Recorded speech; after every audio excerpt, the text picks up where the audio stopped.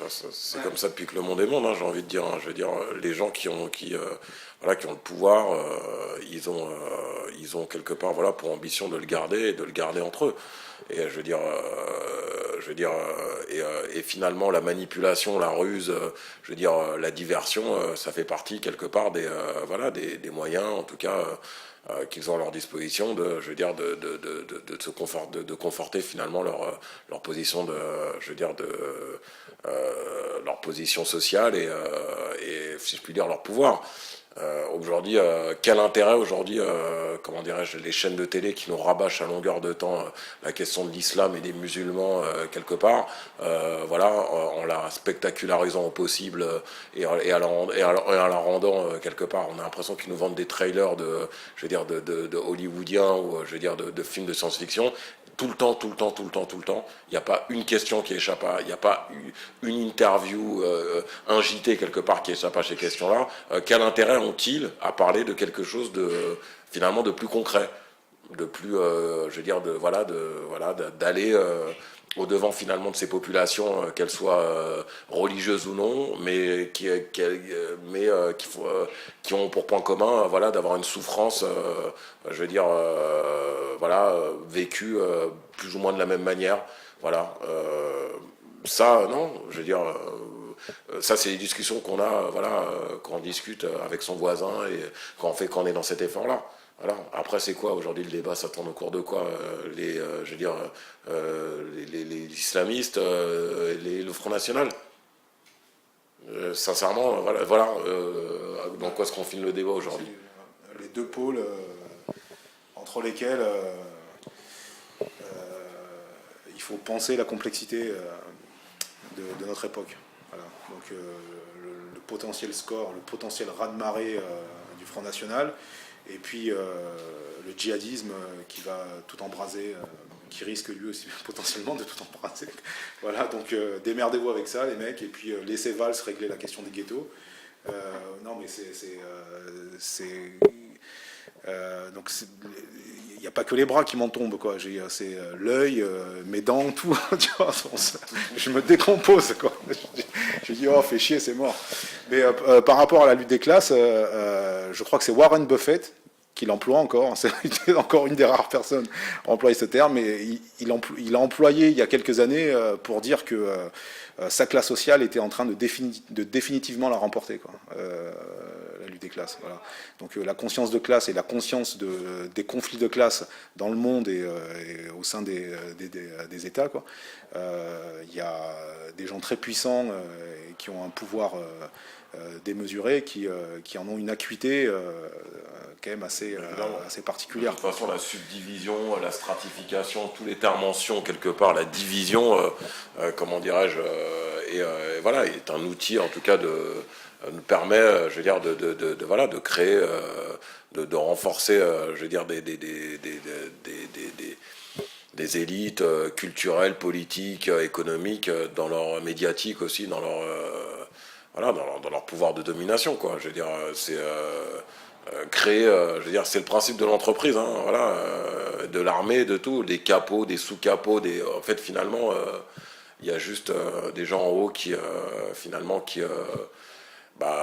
peuvent se payer, on va dire, qui ont les moyens de leurs ambitions et largement, et puis les autres en bas, oui, bon, à part une médaille, un truc en plus, finalement, qui croûte dans la même gamelle, quoi. Il n'y a pas de... Et c'est pareil partout, hein. À l'échelle de... moi, je pense qu'il y a vraiment une réflexion, en tout cas, à engager sur la responsabilité des médias, et notamment de la télé, dans la situation dans laquelle on se trouve. Voilà, l'émergence des chaînes d'infos, savoir vraiment concrètement combien ces gens-là gagnent, où ils vivent, pour finalement, pour nous vendre,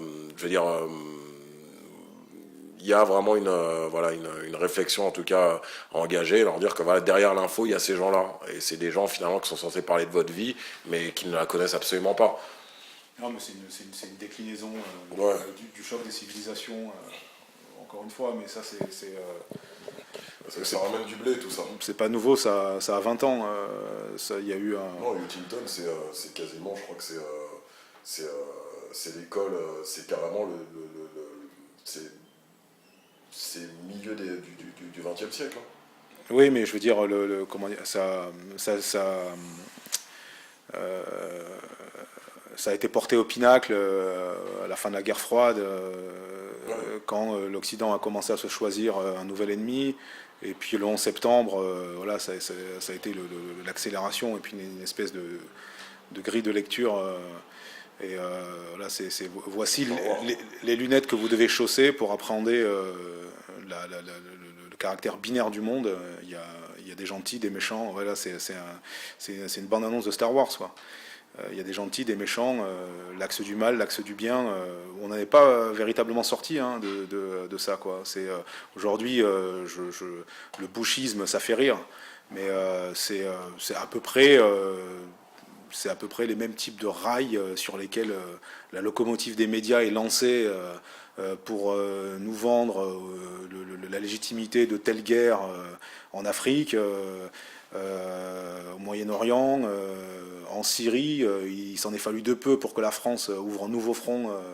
Je crois que c'est les Anglais et les États-Unis qui ont... voilà, bon, c'est... Non, mais tout le monde, on y va, voilà. On intervient, voilà, c'est ça aussi. Après, on peut en parler des heures, mais c'est vrai que nous, on est tellement à vif sur ce genre de sujet, on en parle tellement, ça alimente tellement nos discussions, et voilà, voilà, ça nourrit nos textes, et que de toute façon, partout, je veux dire, voilà, il y a un conflit ouvert. Bon, voilà, il y a de l'argent, quoi. Il y a énormément d'argent. Il n'y a que ça. En Afrique, c'est que ça. Voilà, après, on peut nous expliquer par mille et une raisons. Ce qui est ailleurs, qui peut être un peu, comment dirais-je, enfin bon. Quand faut-il en avoir un peu je veux dire, voilà, le courage et l'aplomb, mais moi, quand j'allume la télé et quand je vois un peu le traitement médiatique, je veux dire, des guerres, je veux dire, et de la question, je veux dire, des conflits armés en Afrique, au Mali, au Nigeria et autres, je veux dire, bon, c'est aussi ce que je disais à Amé, hein, bon, on n'intervient jamais pour des questions humanitaires. Hein. Je veux dire, mais par contre, on a réussi à nous le faire croire. C'est chaud quand même. Quand Bush, quand tout le monde s'est opposé à l'intervention je veux dire, des États-Unis en Irak par rapport à la question des armes de destruction massive, je veux dire, tout le monde était d'accord pour se dire que voilà, ils y allaient au nom du pétrole. Mais par contre, quand ça nous concerne nous directement, je veux dire, ici en France, non, c'est tout de suite différent, quoi. C'est tout de suite les droits de l'homme, voilà, enfin bref. Voilà. Il y a bien souvent des raisons plus nobles pour la France d'intervenir et d'envoyer ses troupes. Mais je pense que fondamentalement, les gens y croient pas trop, quoi. Mais ils sont fatigués, quoi. Ils ont faim, quoi. Il y a le crédit à payer, il y a les impôts, ils sont assommés, quoi, je crois.